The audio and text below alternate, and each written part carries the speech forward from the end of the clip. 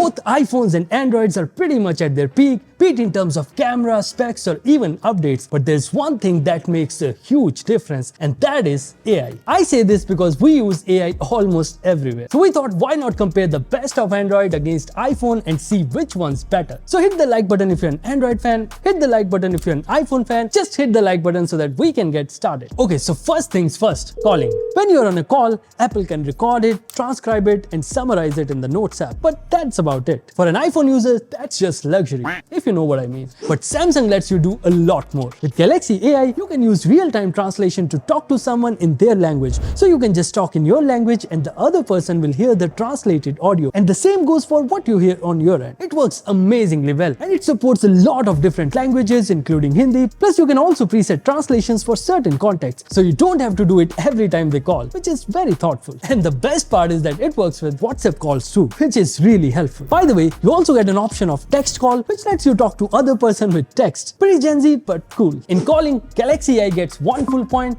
I also want to give half point to Apple because of the call recording feature, but that's not how things work. Now, when it comes to text formatting, Apple Intelligence does look a bit more sophisticated and it works well too, but there's no icon on screen to get to it. You have to tap once in the empty message box or on the typed message to get to it, which is not at all user-friendly. But Galaxy AI icon is right in front of you. For writing tools such as proofreading, composing, and summarizing, both work pretty well. But Galaxy AI has this chat translation feature that kind of steals the show. It translates the entire chat in the language you're comfortable with, and it works quite well too. Once you're in a chat and you turn it on, all your previous messages are translated into the language of your choice, which is pretty handy. The point goes to Samsung. Photo editing is where AI gets used the most. Let's see which one does better here. On iPhones, you get only one feature, which is the cleanup feature that lets you remove unwanted people or objects from your photos, and the animations are super cool. But Samsung lets you do a lot more. You can move objects or people in photos, reorient it like this, expand it, or even reimagine the photos and add some funny stuff. There are also these fun portrait styles that you can do in iPhones using their Image Playground app, but more on that later. Now, if you want to see which one does a better job at cleaning the photos,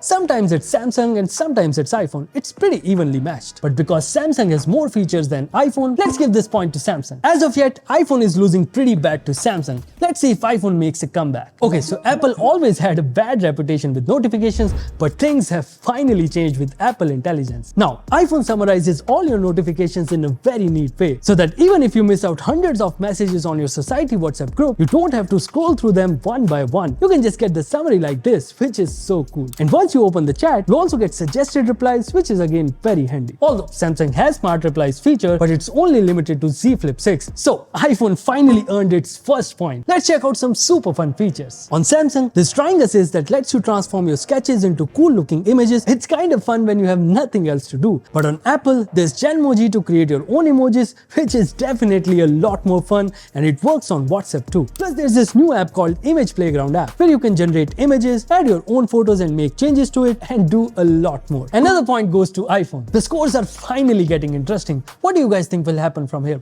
Go get your popcorns. Next up, voice recording. This is one feature that a lot of people use, and Samsung does it so much better. It not only records the audio, but can also transcribe it, translate it, and can even generate an AI summary of the same. This is very useful, and the point goes to Samsung because Apple Intelligence just doesn't have this feature. Now, if you're someone who reads a lot of articles, then you will find this summarize feature on Samsung's browser very useful. Just press this and it'll summarize the whole stuff and you can go through it quickly. Safari hasn't got any Apple Intelligence features as of yet. Again, point to Samsung. Apart from that, there's Circle to Search in Samsung, which is definitely very useful as it makes looking up things quite easy, and in iPhones, you get ChatGPT integrations to match the same. It doesn't search for a particular part, rather it takes a screenshot of the entire screen, send it to ChatGPT, and then give you the results. Not that good, but does the job. Also, similar to Google Lens, Apple now has a feature called Visual Intelligence. You can just point your camera and ask about it, and it's pretty accurate. Now, you might think that it's a tie, but it's not. The point goes to Samsung, and I say this because Galaxy AI is completely free as of yet, although they might charge in future, but Apple AI is a paid subscription from day one. There are some features that you can use for free, but if you want to use ChatGPT Photo for all your queries, you'll have to subscribe to ChatGPT Plus subscription,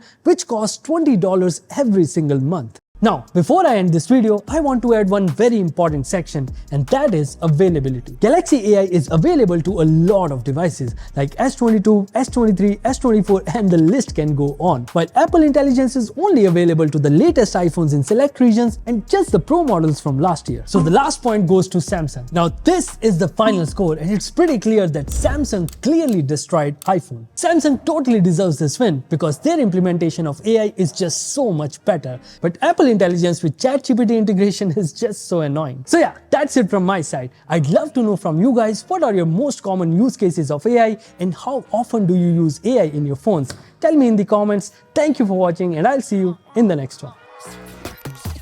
Something real, something raw, not accidental, no, I'm sure you're not.